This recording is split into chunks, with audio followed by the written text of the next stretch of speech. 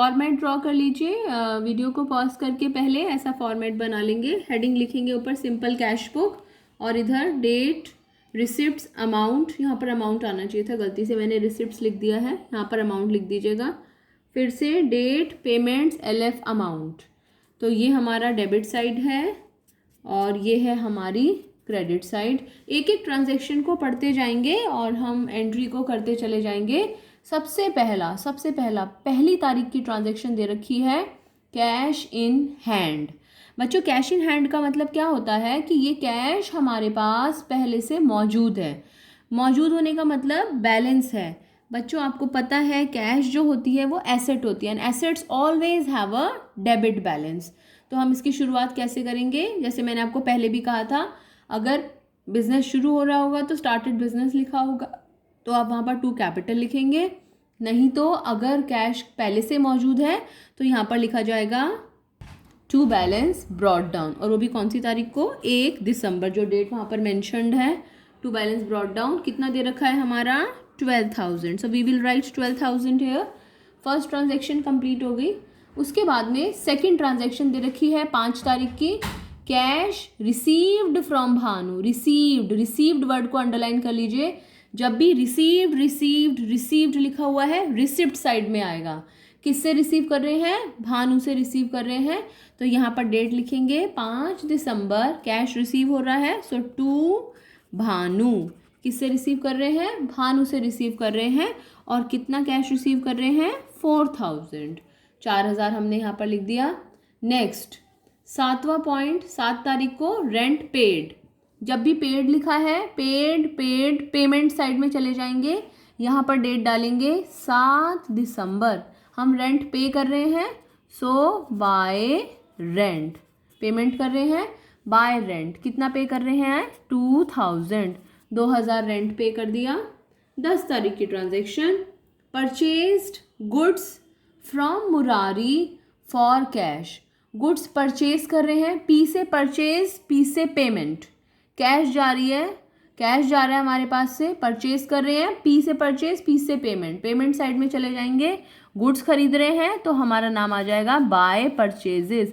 अगर मशीन खरीद रहे होते तो क्या नाम आता है यहाँ पर? By machine. अगर गुड्स खरीद रहे हैं तो बाय परचेजेस। ये चीज़ एक समझने वाली है। यहाँ पर कितना अमाउंट है, हम कितने की गुड्स खरीद रहे हैं? 6,000। ये 6,000 हमने यहाँ पर मेंशन कर दिया। और कौन सी तारीख को दे रखा है? 10 दिसंबर। डेट्स और अमाउंट थोड़ा सा कंफर्म कर लेना, क्योंकि हो सकता है कि कंप्यूटर से देखने में मुझसे कोई गलती ना हो जाए।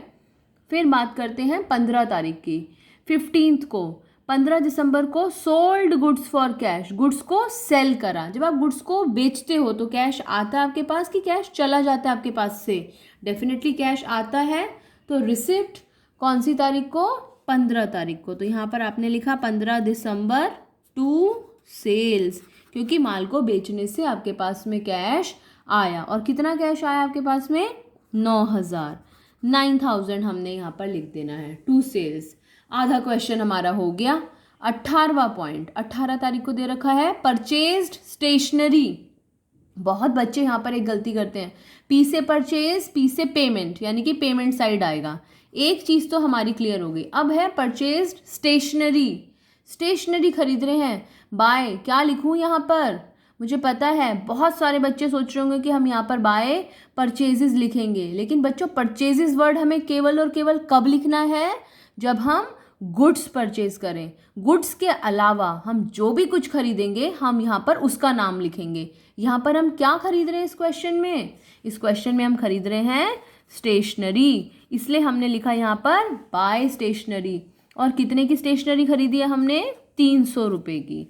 कौन सी तारीख को खरीदी है? 18 दिसंबर को। ऐसे ही अगर यहाँ पर सोल्ड स्टेशनरी होता, बेच दी, तो यहाँ पर आ जाता टू स्टेशनरी और अमाउंट लिख देते।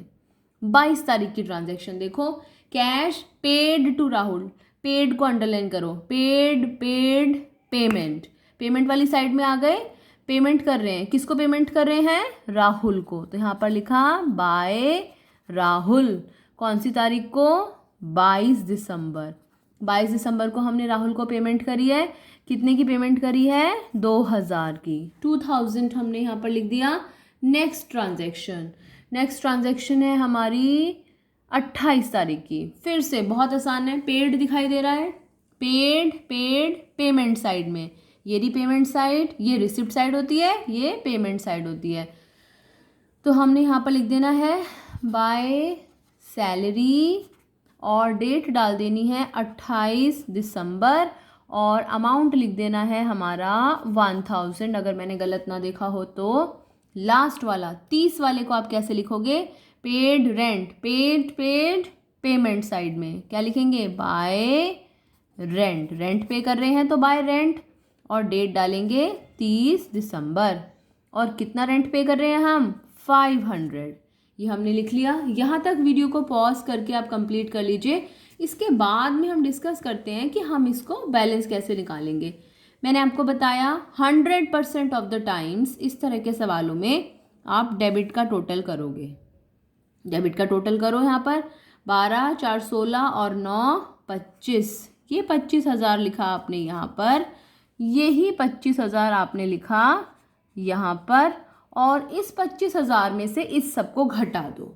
इसको माइनस करने से जो आपका अमाउंट आएगा उसको हम, और वो एक बात और याद रखो, ये जो अमाउंट है ये हमेशा, ये वाला जो अमाउंट होता है ये महीने के पहले दिन निकाला जाता है, और ये वाला जो अमाउंट होता है ये महीने के आखिरी दिन निकाला जाता है। कौन सा महीना है ये, दिसंबर का महीना। दिसंबर के महीने की आखिरी डेट कौन सी होती है, 31 दिसंबर।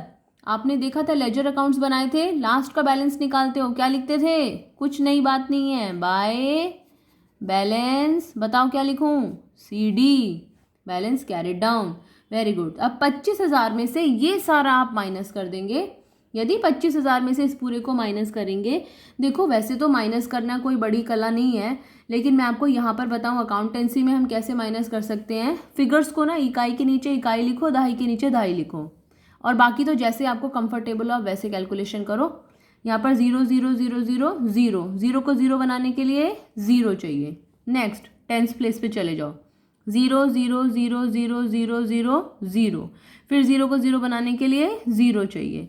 100th प्लेस पे चले जाओ, सैकड़े के ऊपर 0 0 3 और 5 8, 8 यहाँ पर आया हुआ 0। 8 के बाद में 0 किस में आता है, 10 में। तो 8 को 10 बनाने के लिए चाहिए 2, यानी कि 8 और 2 हुआ 10, 10 का लगाया 0, हासिल लगा 1। अब यहाँ पर जोड़ दिया 2 और 1 3 और 6 9 और 2 11 और 1 12। 12 के बाद में यहाँ पर है 5, 12 के बाद में 5 किस में आता है, 15 में। तो 12 और 3 हुआ 15, 15 का 5, हासिल लगा 1, 1 हमारा यहाँ पर है, और हमें चाहिए 2। तो 1 को 2 बनाने के लिए हमें चाहिए 1 और, यानी कि बैलेंस आ गया 13,200। फिर भी मैं ये कहूँगी जिसको समझ में आए बहुत अच्छी बात है ये तरीका, नहीं समझ में आए तो इसको टोटल करके इसमें से माइनस करके बैलेंस निकाल लेना, कोई टेंशन नहीं है, बस आपको बैलेंस निकालना है। ये हुआ आपका cash book, simple cash book complete, कोई दिक्कत नहीं है इसमें, बिल्कुल जैसे क्वेश्चन हम करते चले आए। और इसको कंप्लीट कैसे करेंगे, यहाँ पर स्पेस थोड़ा खत्म हो गया था, जैसे लेजर पोस्टिंग में करते थे। 31 दिसंबर के बाद में अगली डेट कब आती है, 1 जनवरी को। टोटल के नीचे टू बैलेंस ब्रॉट डाउन 13,200 लिख के बच्चे उसको खत्म कर देना। ओके, अब आपका होमवर्क क्या है, आपका होमवर्क है क्वेश्चन नंबर 2 और क्वेश्चन नंबर 3 प्लस वो GST वाला जो असाइनमेंट मैंने आपको भेजा है, 2, 3 प्लस GST वाला असाइनमेंट। क्वेश्चन नंबर 2 फटाफट हम रीड कर देते हैं। कैश इन हैंड है, टू बैलेंस ब्रॉट डाउन हो जाएगा। कैश पेड है, पेड पेमेंट हो जाएगा। परचेज है, P से परचेजेस, P से पेमेंट। कैश रिसीव्ड है, रिसिप्ट साइड में आ जाएगा। सोल्ड गुड्स हमेशा सेल्स डेबिट में आता है। पेड पेमेंट है, पेड कार्टेज फिर पेमेंट साइड, पेड सैलरीज फिर payment side. I hope there is no problem, कर सकते हैं इसको। क्वेश्चन नंबर 3 फटाफट डिस्कस करते हैं, 3 पे फोकस करें। कैश इन हैंड फिर से to balance brought down, paid payment side में, परचेज्ड गुड्स फिर से पेमेंट साइड में, रिसीव्ड रिसिप्ट साइड में, कैश सेल्स हमेशा इधर, पेड टू S कुमार फिर पेमेंट साइड में, और पेड रेंट P से पेड, P से पेमेंट। क्लियर है सबको? इनको दोनों क्वेश्चंस को करके question number 2, question number 3 plus GST वाला वो असाइनमेंट वो करके मुझे सेंड करें। बहुत इंपॉर्टेंट है और बहुत ईजी है बच्चों ये वाला टॉपिक, और इस पे आपको 8-8 नंबर तक का भी क्वेश्चन मिलता है, इसलिए बड़ी खुशी खुशी इस असाइनमेंट को कीजिएगा और इस चैप्टर को शुरू करना। Thank you.